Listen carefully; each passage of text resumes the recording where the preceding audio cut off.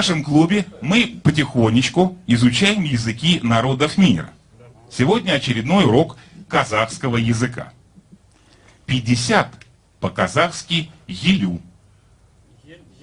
Елю. 60 алпес. 90 таксан.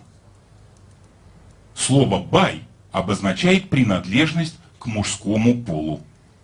Внимание, вопрос. В каком случае новорожденному мальчику могут дать имя Елюбай, в каком Алпесбай, а в каком гордое имя Таксанбай? Иначе говоря, что обозначают числа в этих именах? По отцу. А что По отцу. В каком возрасте родил сына? О, хорошо! Возраст отца здорово! Потому что Таксанбай гордый, это очень гордое имя получается. Да, в 90 лет ничего. А почему экономический словарь? Это шутка была такая, не имеющая. Просто автор. А он Таксанбай, автор. Автор словаря Таксанбай. И он гордится этим именем. А, то есть сегодня. Автор его, Таксанбай. Автор словаря Таксанбай. Гордо. Нет, ну автор Таксанбай, его зовут. Почему автор? Давайте другое. Ага, сколько баранов? Давайте еще. Баранов сколько? Какой ребенок по возрасту? Ну, ребенок, В смысле, по счету. 5-й, 6-й, 9-й. 90 дней не бывает, рост, вес.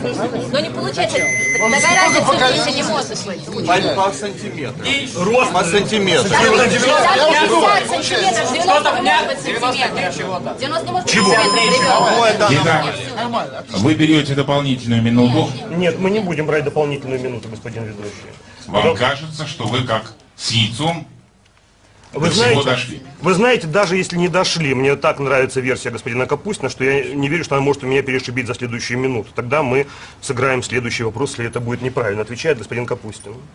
Прошу вас, господин. Я думаю, что имена Елюмбай, Апесбай и Таксанбай, как зовут автора вот этого самого словаря, дают детям по возрасту их отца. То есть, если отец, такой заслуженный аксакал, смог родить сына в 90 лет, то сын и получает это имя. Таксанбай. Гордое имя. 6-4 в пользу знатоков.